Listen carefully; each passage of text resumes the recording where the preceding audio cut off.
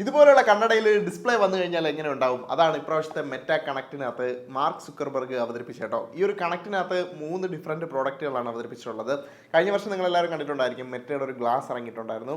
അതിൻ്റെ second generation ഇറങ്ങിയിട്ടുണ്ട് കേട്ടോ. കഴിഞ്ഞ വർഷത്തേക്കാളും 2 ഇരട്ടി ബാറ്ററി ഇപ്രാവശ്യം സെക്കൻഡ് ജനറേഷൻ മെറ്റ റേബൻ ഗ്ലാസ്സിൽ വരുന്നുണ്ട്.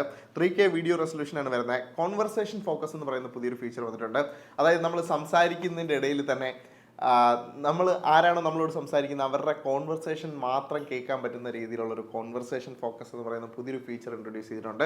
പിന്നെ ലൈവ് AI എന്ന് പറയുന്നൊരു ഓപ്ഷൻ വന്നിട്ടുണ്ട്. അതായത് നമുക്ക് ലൈവായിട്ട് AI ഫീച്ചേഴ്സ് യൂസ് ചെയ്യാൻ പറ്റുന്നൊരു ഫീച്ചറാണ്. ഈ ലൈവ് AIയുടെ ഫീച്ചർ തന്നെ മാർക്ക് സുക്കർബർഗ് ഒരു ഡെമോ പോലെ കാണിച്ചിട്ടുണ്ടായിരുന്നു. അത് ഭയങ്കരമായിട്ട് പരാജയപ്പെട്ടു കേട്ടോ. ഫെയിലായി എന്ന് പറയുന്നതിന് പകരം വൈഫൈ പഴിക്കുകയാണ് കേട്ടോ ചെയ്തത്. വൈഫൈയും ഇതുമായിട്ടൊരു ബന്ധവുമില്ലായിരുന്നു. എന്തായാലും അങ്ങനെയാണ് അത് അവസാനിച്ചത്. All right, I think the Wi-Fi might be messed up. Sorry, back to you, Mark. It's all good.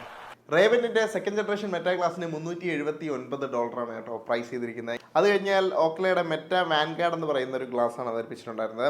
ഇതിനകത്താണെങ്കിൽ Ray-Ban second ജനറേഷനേക്കാളും കൂടുതൽ ബാറ്ററി കിട്ടും. ഇത് സെൻറ്റർ പ്ലേസ്ഡ് ആയിട്ടുള്ള ക്യാമറയാണ്. അതുകൊണ്ട് തന്നെ കുറച്ചുകൂടെ വൈഡർ ആംഗിളിൽ നമുക്ക് ഷൂട്ട് ചെയ്യാൻ വേണ്ടി പറ്റും. വീഡിയോ സ്റ്റെബിലൈസേഷനും ഈ ഒരു മോഡലിന് അടിപൊളിയാണ്. ഓക്ലെ മെറ്റ വാൻഗാർഡ് ഗ്ലാസിന് പ്രൈസ് ചെയ്തിരിക്കുന്നത് $499 കേട്ടോ. അതിനുശേഷമാണ് star of the show Meta Ray Ban display ഗ്ലാസ്സുകൾ അവതരിപ്പിച്ചിട്ടുണ്ടായിരുന്നത്. അത് $799. അപ്പോൾ അതിനകത്ത് വരുന്നതെന്ന് വെച്ച് കഴിഞ്ഞാൽ ഒരു മെറ്റ ന്യൂറൽ ബാൻഡ് ഉണ്ട്. അത് നമ്മുടെ കയ്യിൽ ഇടുന്ന ഒരു ബാൻഡാണ് കേട്ടോ. ഈ ഒരു ബാൻഡ് നമുക്ക് ഇട്ടതിന് ശേഷം നമുക്കത് ചാർജൊക്കെ ചെയ്യണം. അത് വാട്ടർ പ്രൂഫ് ആണെന്നൊക്കെ പറയുന്നുണ്ട്. ഏകദേശം 18 മണിക്കൂറാണ് അതിൻ്റെ ബാറ്ററി ലൈഫ് ഉള്ളത്. ഈ ഒരു ഗ്ലാസ്സിനകത്ത് വരുന്ന ഡിസ്പ്ലേ എന്ന് പറയുന്നത് 42 പിക്സൽ പെർ ഡിഗ്രി എന്ന് പറയുന്ന ഒരു റെസൊല്യൂഷനിലായിരിക്കും വരാൻ വേണ്ടി ചാൻസ് ഉള്ളത്.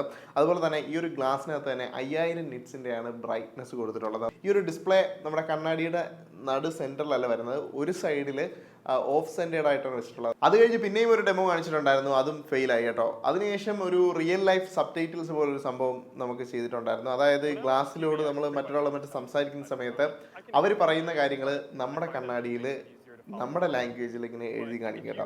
അതാണ് റിയൽ ലൈഫ് സബ് ടൈറ്റിൽസ് എന്ന് പറയുന്ന ഫീച്ചർ. അപ്പോൾ ആ ഒരു സംഭവം നന്നായിട്ട് വർക്ക് ചെയ്തു. ആ ഡെമോയിൽ കാണിച്ചാൽ ആക്ച്വലി വർക്ക് ചെയ്തൊരു സംഭവം ഇതാണ്.